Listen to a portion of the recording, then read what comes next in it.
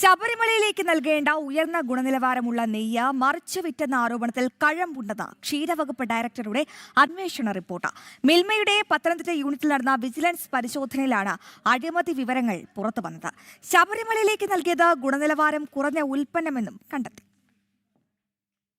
ശബരിമലയിലേക്ക് നൽകേണ്ട ഉയർന്ന ഗുണനിലവാരമുള്ള നെയ്യിൽ മിൽമയിൽ ഗുരുതര ക്രമക്കേട് നടന്നിരിക്കുകയാണ്. മിൽമയുടെ പത്തനംതിട്ട യൂണിറ്റിൽ വിജിലൻസ് സംഘം നടത്തിയ പരിശോധനയിലാണ് ഗൂഢാലോചനയും അഴിമതിയും വ്യക്തമാക്കുന്ന തെളിവുകൾ കണ്ടെത്തിയത്.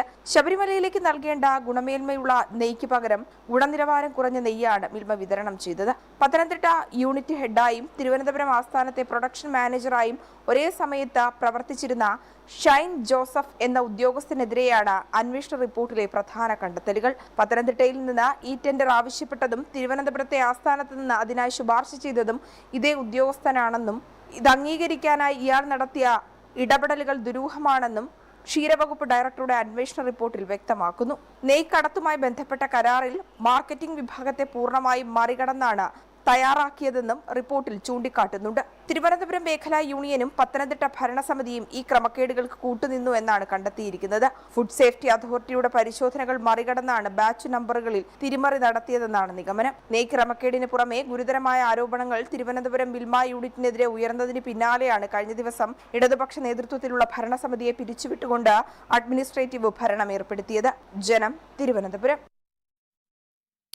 സംസ്ഥാനത്ത് സ്വർണ്ണവില കുത്തനെ ഇടിഞ്ഞു. പവന് 1740 രൂപ കുറഞ്ഞു 1,05,720 രൂപയിലാണ് വ്യാപാരം നടക്കുന്നത്.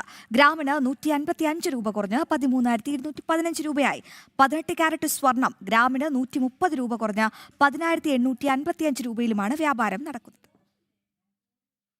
ഒടുവിൽ പൊന്നൊന്നു തണുത്തു. 2 ദിവസം കൊണ്ട് പവന് 1,120 രൂപ കയറിയതിനു പിന്നാലെയാണ് സ്വർണ്ണവിലയിൽ കുത്തനെ ഇടിവ് രേഖപ്പെടുത്തിയത്. കേരളത്തിൽ ഇന്ന് ഒരു പവൻ സ്വർണത്തിന് 1,240 രൂപ കുറഞ്ഞ് 1,05,720 രൂപയിലെത്തി. ഗ്രാമിന് 155 രൂപ കുറഞ്ഞ് 13,215 രൂപയിലാണ് വ്യാപാരം നടക്കുന്നത്. രാജ്യാന്തര വിപണിയിലെ മാറ്റങ്ങളാണ് സംസ്ഥാനത്തും പ്രതിഫലിച്ചത്. US ഫെഡറൽ റിസർവിന്റെ പണനയയോഗം ആരംഭിക്കാനിരിക്കെ നിക്ഷേപകർ ലാഭമെടുപ്പ് ശക്തമാക്കിയതാണ് പ്രധാന കാരണം. അടുത്ത ദിവസങ്ങളിൽ പുറത്തുവരാനിരിക്കുന്ന US GDP പണപ്പെരുപ്പ കണക്കുകളും പലിശ നിരക്കിനെ സ്വാധീനിക്കും.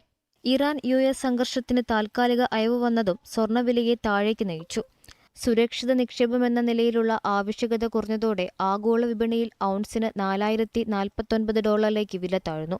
10% പണിക്കൂലിയും നികുതിയും ചേർത്ത് ഒരു പവൻ ആഭരണം വാങ്ങാൻ ഇനി 1.5 ലക്ഷത്തിൽ താഴെ നൽകിയാൽ മതിയാകും. 18 കാരറ്റ് സ്വർണം ഗ്രാമിന് 130 രൂപ കുറഞ്ഞ് 10,855 രൂപയായി. ഗ്രാമിന് 235 രൂപയിലാണ് വെള്ളി വ്യാപാരം തുടരുന്നത്. ന്യൂസ് ഡെസ്ക്, ജനം.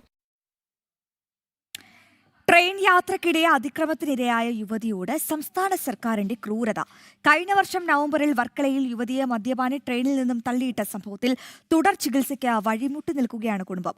മുഖ്യമന്ത്രി VD സതീശനെ കണ്ട് നേരിട്ട് സഹായം അഭ്യർത്ഥിച്ചെങ്കിലും തിരിഞ്ഞു നോക്കിയില്ല എന്നും കുട്ടിയുടെ അമ്മ പരാതിപ്പെടുന്നു.